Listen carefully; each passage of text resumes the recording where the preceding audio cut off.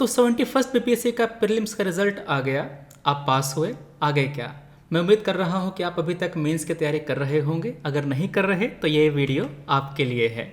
हम लोग समझेंगे कि बीपीएससी के मेंस में कितने पेपर्स होते हैं, ए से GS1 GS2 के लिए तैयारी किस तरह से करनी है, PYQs को किस तरह से यूज़ करना है, नोट्स माइक्रो नोट्स कैसे बनाने हैं। ठीक है ना। आप जब ऐसे कोई लिखते हैं तो ऐसे में किस तरह से आप डाटा, फैक्ट इन सब का इस्तेमाल करते हैं, किस तरह से हम क्या एक्सपेक्ट करते हैं कि आपका ऐसे कैसा होना चाहिए। इसके साथ साथ जो बिहारी प्रोवर्ब वाला ऐसे होता है, जो निबंध आता है, उसको कैसे लिखा जाए। जैसे कि ओस के चटला से प्याज ना मिटेला, ये जो हमारा टॉपिक है। या फिर एक बहुत ही बढ़िया टॉपिक दिया था कि घोड़े की देखा देखी मिढ़क चला नाल ठुकवाने। तो ऐसे जो टॉपिक देता है तो उस पर ऐसे किस तरह से लिखना है, हमको PYQs को कैसे सॉल्व करना है, इसको कैसे यूज़ करना है, हमको माइक्रो नोट्स कैसे बनाने हैं, इस तरह के। ये जो मेरे नोट्स हैं वो इंग्लिश लैंग्वेज में हैं, मगर जो हिंदी भाषा के हमारे हिंदी माध्यम के दोस्त हैं वो भी इसी तरह से नोट्स बनाएंगे। बस भाषा ही तो अलग रहेगी, कंटेंट तो सेम ही रहेगा। जैसे कि आरक्षण है, संविधान है, हमारे संविधान के जो सोर्सेज हैं उन सब के बारे में नोट्स कैसे बनाना है, कैसे उसको अपने आंसर में यूज़ करना है, इनको हम देखेंगे डिटेल में इसी वीडियो में। ओके, तो बस ध्यान से बने रहिए। हम बारी बारी से चलेंगे, ऐसे से लेके GS1 फिर GS2 पे आएंगे। ओके, तो पहले हम देखते हैं कि सिलेबस क्या है GS1 का। GS1 के सिलेबस में भारत का आधुनिक इतिहास और जो इंडियन कल्चर है वो पूछा जाएगा। चूँकि बिहार भारत का हिस्सा है तो बिहार का जो हिस्ट्री है, बिहार का जो आर्ट एंड कल्चर है वो भी इसमें पूछा जाता है बहुत ही प्रोमिनेंटली। ओके, तो GS1 का जो पहला सेक्शन होगा वहाँ पर आपका history and art and culture पूछा जाएगा। सेक्शन 2 में करंट अफेयर होंगे और करंट अफेयर में सबसे ज़्यादा वेटेज होता है इंटरनेशनल रिलेशन का। हर साल बीपीएससी सवाल पूछता है IR पे, कभी इंडिया रशिया रिलेशन में पूछ लेगा, कभी जो US की जो ट्रेड पॉलिसी है उस पर सवाल पूछ लेगा, है ना। तो हमें कैसे तैयार करना है IR, कैसे पढ़ना है करंट अफेयर, ये सब देखेंगे। साथ में सबसे ज़्यादा स्कोरिंग DI आपका 72 नंबर का आएगा। ठीक है ना, 36 नंबर के आपके पास 2 DI होंगे। यहाँ पर अगर आपने गलती कर दिया समस्या हो जाएगी। फिर यहाँ पर आपको 72 में 72 फुल मार्क्स आता है अगर आपने ढंग से आंसर लिखा हो तो। ओके, फिर आती है बात GS2 की। यहाँ पर पूछा जाता है Indian polity, Indian economy, geography और science and tech. Science and tech के जो टॉपिक्स होते हैं वो फिक्स्ड होते हैं। आपको स्पेस, नैनो टेक्नोलॉजी, बायोटेक्नोलॉजी, इन सब से मेनली सवाल पूछता है। अब शुरू करते हैं हम लोग अपना आज का वीडियो बहुत ही डिस्क्रिप्टिवली टॉपिक नंबर 1 से। ओके, तो सबसे पहले हम देखते हैं कि हमको इतिहास का जो चीज़ है, अच्छा पहले इसको कर लेंगे ना, फिर हम ऐसे पे आएंगे। क्योंकि GS का जो इन्फॉर्मेशन होगा ना, जो डाटा फैक्ट हम पढ़ेंगे इकोनॉमी पॉलिटी में, उसी को हम ऐसे में यूज़ करेंगे। फॉर एग्जांपल आप ये वाला जो ऐसे है वो देखो,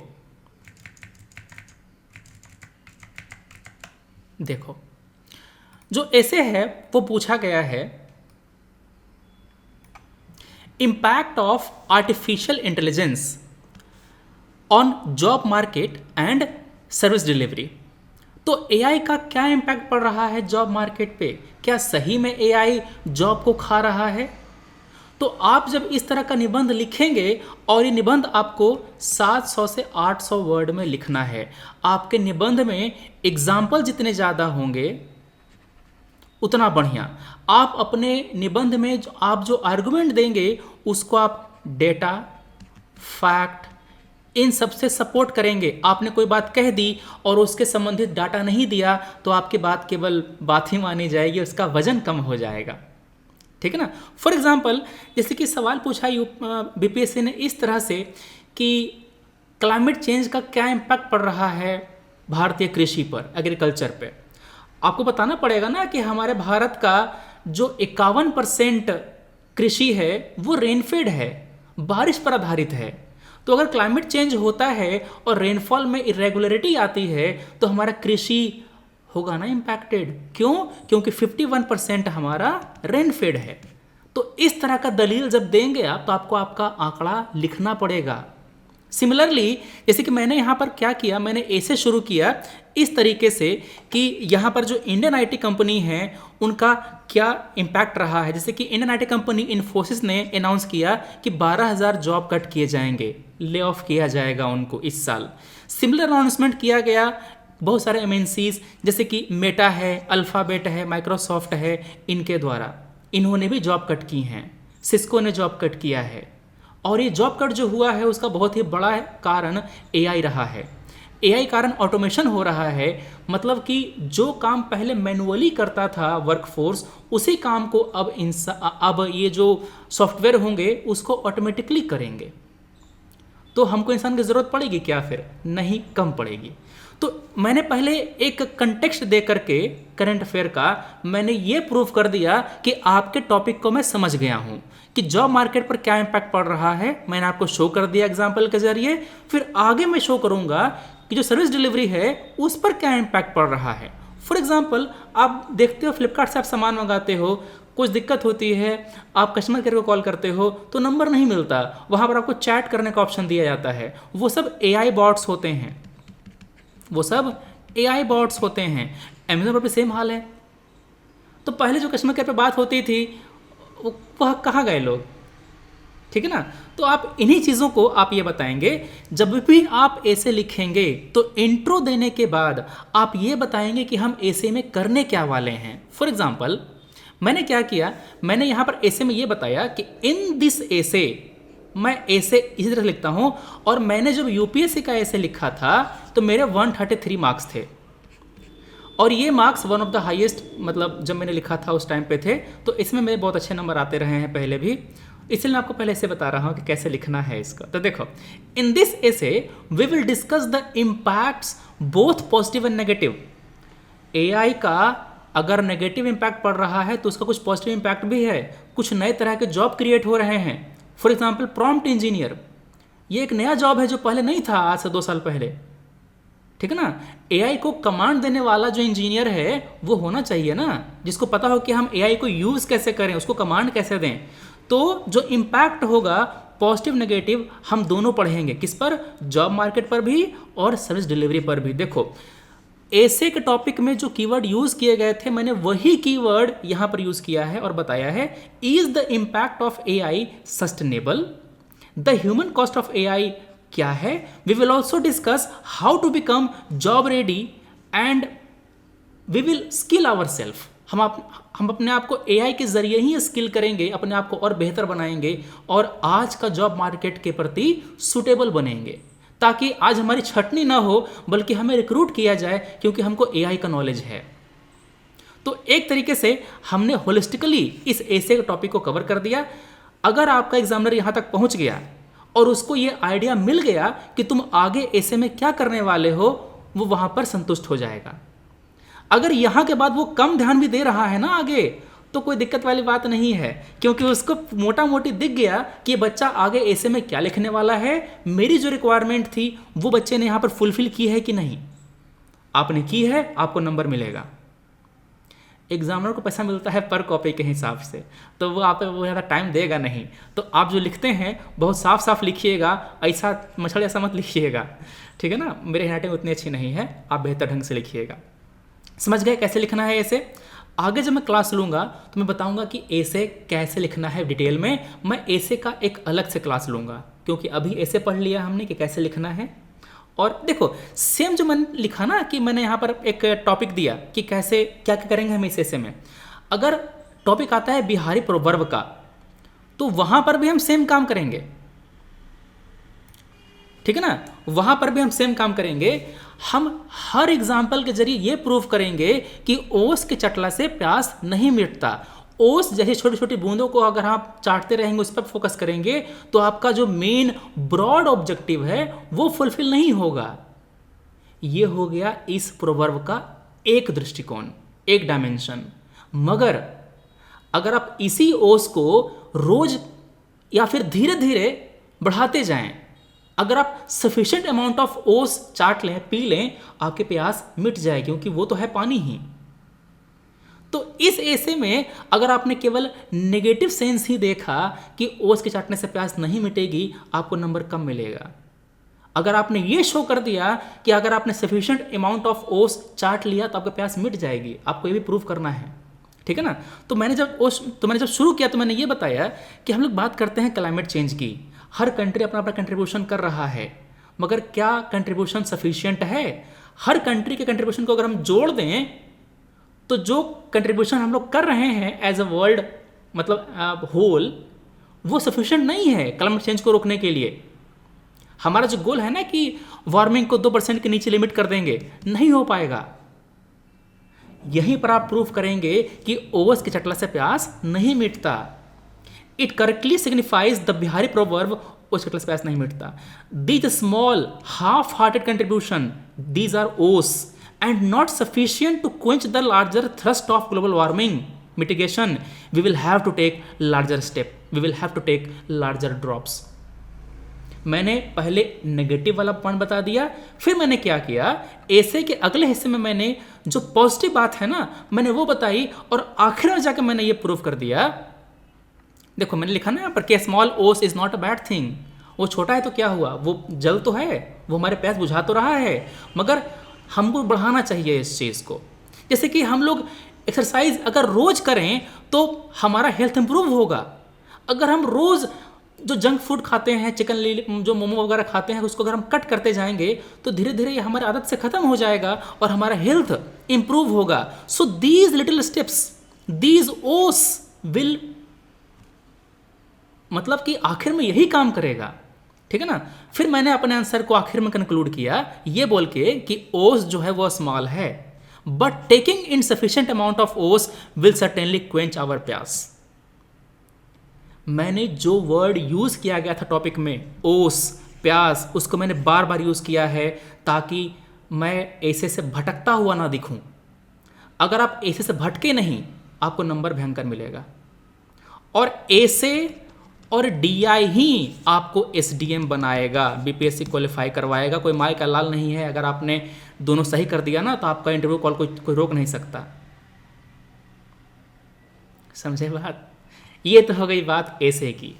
अब हम आते हैं जीएस 1 पे कि हिस्ट्री में क्या पढ़ें हम लोग, ठीक है ना। जैसे कि हिस्ट्री हमारा है, वहाँ पर क्या पढ़ेंगे, तो हिस्ट्री की सबसे अच्छी बात यह है कि यहाँ पर क्वेश्चंस रिपीट होते हैं। जीएस 1 हिस्ट्री के क्वेश्चंस रिपीट होते हैं। हर साल आपको गवर्नमेंट ऑफ इंडिया एक्ट से सवाल देखने को मिल जाएगा। क्या मिलेगा? हर साल आपको गवर्नमेंट ऑफ इंडिया एक्ट से क्वेश्चन देखने को मिल जाएगा, चाहे वो एक्ट ऑफ 1858 हो, 1861 हो, या फिर 1909 का काउंसिल एक्ट, 1919 का मॉन्टेग्यू चेम्सफोर्ड रिफॉर्म, 1935 का गवर्नमेंट ऑफ इंडिया एक्ट। ये सब बहुत इंपॉर्टेंट टॉपिक है, हर साल कोई ना कोई क्वेश्चन पूछ लेता है, ठीक है ना। 70th मेंस में भी सवाल पूछा था इस पे।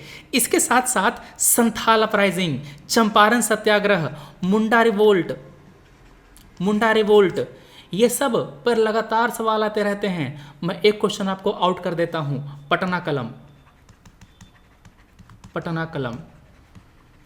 ठीक है ना। तो जब मेरे को पता है कि इस पर क्वेश्चन हर साल पूछा जाता है, तो क्यों ना मैं इसका इंट्रो और कंक्लूजन तैयार कर लूं। मैं इसका जो पूरा कंटेंट है पॉइंट वाइज, क्यों ना मैं इसको तैयार कर लूं, ठीक है ना। अब देखो ये चीज आप ये पाओगे कि ये जो एजुकेशन है ना, जैसे कि growth of education in Bihar, growth of western education in Bihar, ये पूछता है। 70th मेंस में भी पूछा था, इसके पहले भी पूछा था, 38 मेंस में भी पूछा था, लगातार पूछता है ये। तो क्यों ना इसको हम पूरा तैयार, देखो संथाल, चंपारण, टैगोर का contribution, Santhal revolt, Birsa movement, जो पीवाईक्यूज है ना, इसको आप ढंग से इसको करेंगे तो आपका जीएस 1 पूरा का पूरा क्वेश्चन पहले ही आ चुका है। आपको बस वहां पर लिखना है। और कैसे लिखेंगे? ऐसे लिखेंगे, आप पहले से ही एकदम शॉर्ट नोट्स बना लेंगे। इस तरह से मैंने क्या किया, मैंने टॉपिक वाइज नोट्स बना लिया मॉडर्न एम्पायर का, कि मैं कौन से कोट यूज करूंगा, मैं कौन सा इंट्रो और कंक्लूजन यूज करूंगा। जो पूछता है फीचर ऑफ मॉडर्न एम्पायर, वहां पर मैं पैलेस के बारे में बात करूंगा, पिलर्स के बारे में बात करूंगा, और वहां पर टाइम और पेज कम रहता, पेज तो खैर ठीक ठाक देते हैं वो लोग, टाइम कम रहता है, तो मैं पूरा फुल सेंटेंस नहीं लिखता, मैं शॉर्ट शॉर्ट लिखता हूं, इतना कि समझ में आ जाए। सबसे मेन चीज़ है कि समझ में आ रहा है कि नहीं आप जो लिख रहे हैं वो, ठीक है ना। तो आप ऐसे लिखोगे कि 4 मेन पार्ट थे, शाफ्ट, कैपिटल, अबेकस और फिगर ऑफ एनिमल। फिर आप डायग्राम बना देंगे इसका, अशोकन पिलर का काम हो जाएगा। फिर बताएंगे स्तूपा के बारे में कि स्तूपा के क्या क्या पार्ट हैं, क्या क्या हिस्से हैं उसके, है ना, इसका स्ट्रक्चर क्या होता है। फिर आप बताएंगे कि केव्स के बारे में, जो लोमश ऋषि केव है, बराबर केव, नागार्जुन केव, ये सब रट लेना, सब पे सवाल आता है, ठीक है ना। ऐसे जो फोक आर्ट हैं, पॉटरी, स्कल्पचर, इसके बारे में बताएंगे। फिर मॉडर्न आर्ट पर क्या फॉरेन इन्फ्लुएंस रहा है, क्या क्या सिग्निफिकेंस है मॉडर्न आर्ट का, और आज के समय में क्या रिलेवेंस है उसका, बिहार पर क्या इम्पैक्ट पड़ा है मॉडर्न आर्ट का, ठीक है ना, आप ये बताएंगे। तो सबका पॉइंट आप पहले से तैयार करके जाएंगे, और ज़्यादा चांस है कि मैं आपके मेंस के पहले सब कुछ कवर करा दूंगा। सारा चीज़ आपके लिए फ्री ऑफ कॉस्ट आएगा इसी चैनल पे, ठीक है ना। मैं जो मॉडर्न आर्ट है ये पूरा पढ़ा दूंगा। इसके बाद बारी आएगी पाल आर्ट की। तो पाल आर्ट के जो अलग अलग फीचर्स हैं, आर्किटेक्चर हो गया, स्कल्पचर्स हो गया, पेंटिंग है, इसका क्या संबंध है बुद्धिज़्म से, ठीक है ना। मेरे को करना नहीं है, मेरे को बस पीपीटी में ये जो कंटेंट है पेस्ट करना है और मेरे को पढ़ाना है, ठीक है ना। ये मोर देन सफिशिएंट है। इससे ज़्यादा लिखने का आपके पास ना समय होता है ना जगह, ये जगह को भी देखना होगा ना वहाँ पे कि आप कितना टाइम आपके पास है। तो ये मोर देन सफिशिएंट है, इतना आप याद कर लोगे, आपका एक सवाल नहीं छूटेगा, ठीक है ना। मेरा सवाल नहीं छूटा था। तो ये चीज़ें होती हैं। फिर आप कहते हैं पटना कलम पेंटिंग। तो पटना कलम पेंटिंग पे ऐसा बना लेना है कि आप डायग्राम यूज़ कर पाएँ। आप जो पटना कलम पेंटिंग के जो बेसिक फीचर होते हैं, डायग्राम बहुत इंपॉर्टेंट होता है इसमें। तो क्या आप लिखेंगे, क्या डायमेंशंस कवर करेंगे आप, ये सब आप बिफोर हैंड तैयार करेंगे। एग्ज़ाम हॉल में जाकर सोचना नहीं होता, वहाँ पर इतना टाइम नहीं रहता, ठीक है ना। तो ये काम पहले से ही करना है। कौन कौन से फेमस पेंटर थे पटना कलम के, पटना कलम के डिक्लाइन के पीछे क्या रीज़न है, क्या महत्व है पटना कलम का, वहाँ पे 4-5 पॉइंट लिख दिए, मोर देन सफिशिएंट है। यहाँ पर 8-8, 10-10 पॉइंट मैंने लिख रखा है। 10 में कम से कम 5 तो याद कर लेंगे, मैंने इसलिए लिख रखा है एक्चुअली, ठीक है। फिर आती है बात मधुबनी पेंटिंग की, मिथिला पेंटिंग की, और फिर मंजूषा पेंटिंग की। इसके क्या फीचर्स हैं, क्या स्टाइल है इसका, और भारत जो ईस्टर्न भारत के जो केव्स हैं उसके बारे में सवाल पूछा था बीपीएससी ने, ठीक है। एशियंट केव टेम्पल के बारे में क्या फीचर्स है वो पूछ सकता है आपसे। ये तो हो गई बात GS1 के पहले सेक्शन की, जहाँ पर हिस्ट्री और बात करी जाती है आर्ट एंड कल्चर की। हिस्ट्री में आपसे पूछेगा आइडियोलॉजी गांधी, नेहरू, टैगोर का। तो गांधी का क्या कंट्रीब्यूशन रहा है हमारे राष्ट्रीय आंदोलन में, वो बताएंगे। क्या इन्फ्लुएंस है महात्मा गांधी का, उनका वर्किंग स्टाइल, उनका जो 7 सिन है उसके बारे में बताएंगे आप। सर्वोदय का क्या मतलब होता है गांधी जी के अकॉर्डिंग। तो सब पर कंटेंट आएगा, कोई पैसा नहीं, कोई कोर्स नहीं, मैं कोर्स नहीं बेचता है यहाँ पे, ठीक है। तो ये चीज़ है। चल सब्सक्राइब कर लेना, बस व्यूज़ आए, मेरे को मज़ा आता है देख करके कि हाँ लोग देख रहे हैं, बस उतना ही सफिशिएंट है। मेरा काम कुछ और है, मैं कुछ और से पैसे कमाता हूँ। मैं एक्चुअली जॉब करता था IT सेक्टर में, ठीक है, तो ऐसा कोई दिक्कत नहीं है। तो बात आती है आपके इसके, हाँ, तो आपने देख लिया कि GS1 में हमको क्या करना है। अच्छा, जो DI वाला पार्ट है ना, DI वाले का मैं बनाऊंगा अलग से कि DI को कैसे लिखना है आपको, क्योंकि DI में अगर आपने स्टेप छोड़ा नंबर कटेंगे, तो कैसे लिखना है उसका एक अलग से वीडियो आएगा, ठीक है ना। फिलहाल आप DY के लिए भी सारे जो PYQs हैं ना वो आप पढ़ लेंगे, सारे PYQ आप सॉल्व करके जाएंगे।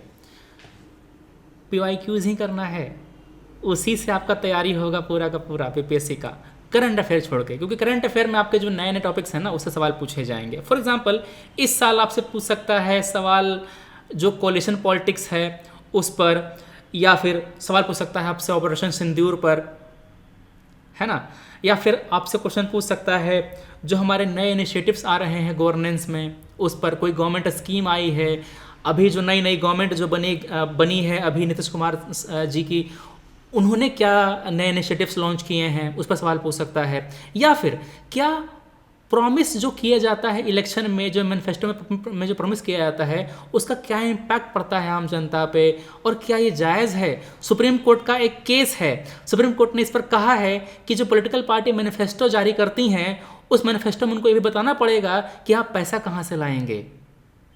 ये कोर्ट का रूलिंग है, सुप्रीम कोर्ट का। तो उसको आपको कोट करना पड़ेगा। ये प्योर पॉलिटिक्स नहीं है बाबू, ठीक है ना। तो ये बातें हो गई। तो आपका जो करंट इवेंट वाला टॉपिक है वहां पर आप नोट्स बनाएंगे इस तरह से। देखो मैंने जो नोट्स बनाया था, मैंने ऐसे बनाया था कि जो टॉपिक अभी एग्जाम के लिए जो न्यूज़ में आए हुए हैं ना, उसके लिए, जैसे कि आपका पीएम जन धन कृषि योजना, इस पर मैंने कुछ फैक्ट नोट कर लिए, कैसे इसको एग्जीक्यूट किया जा रहा है, क्या इसका ऑब्जेक्टिव है, क्या इसके साथ क्या इश्यूज़ हैं। फिर एनालॉग स्पेस मिशन ये था न्यूज़ में। जो COP30 है उस पर सवाल पूछ सकता है आपसे। ऑर्गेनिक फार्मिंग न्यूज़ में था। फिर जो अटॉर्नी जनरल भारत के हैं, आर्टिकल 76 के अंदर इसको बनाया जाता है। फिर आपका आता है delimitation commission, one nation one election bill. फिर आती है बात सिमल्टेनियस इलेक्शन की, या फिर नीति आयोग को बनाया गया था 2015 में, तो 15 से 25 10 साल इसका हो गया है नीति आयोग का। तो नीति आयोग का चूँकि 10 साल हो गया है तो बहुत ही प्रोबेबल टॉपिक है इस साल, तो इसको मैंने बना लिया था कि इसका क्या अचीवमेंट होता है, क्या इश्यूज़ हैं इसके साथ, क्या चैलेंजेस फेस करता है नीति आयोग, और कंक्लूजन पहले से तैयार रहता है। जुडिशरी में बहुत ज़्यादा पेंडेंसी है केसेस की, सुप्रीम कोर्ट के लेवल पर भी, लोअर लेवल पर भी। तो क्या क्या रीज़न है जुडिशल पेंडेंसी का और क्या इम्पैक्ट पड़ता है इसका, क्या करना चाहिए कि जुडिशल पेंडेंसी कम हो, जुडिशरी में जो केसेस पेंडिंग पड़े हुए हैं उसको कैसे कम किया जाए, इंफ्रास्ट्रक्चर को इम्प्रूव कीजिए, वैकेंसीज को कम कीजिए। बाकी सारे जो केसेस थे ना सब मैंने यहाँ पर मेंशन किए हैं। ADR को प्रमोट कीजिए। जो बिहार का टूरिज्म पॉलिसी है उस पर मैंने जो नोट्स बनाया है, सेटअप पॉलिसी पर नोट्स बनाया है, ऐसे, ठीक है ना। तो ये जो चीज़ें हैं। फिर तुम्हारा आएगा बजट, इकोनॉमिक सर्वे, इस पर क्वेश्चन पूछ सकता है आपसे। फॉर एग्जांपल सवाल पूछा था BPSC ने मखाना बोर्ड पे, ठीक है ना।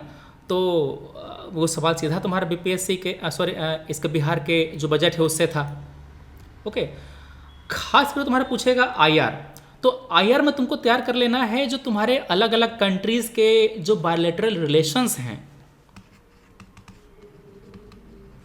बायलैटरल रिलेशंस हैं। फॉर एग्जांपल अभी न्यूज़ में था इंडिया USA, इंडिया रशिया, क्योंकि रशिया से ऑयल इंपोर्ट कर रहा है इंडिया, और US के प्रेशर में हम लोगों ने इस इंपोर्ट को 50% तक डाउन कर दिया है।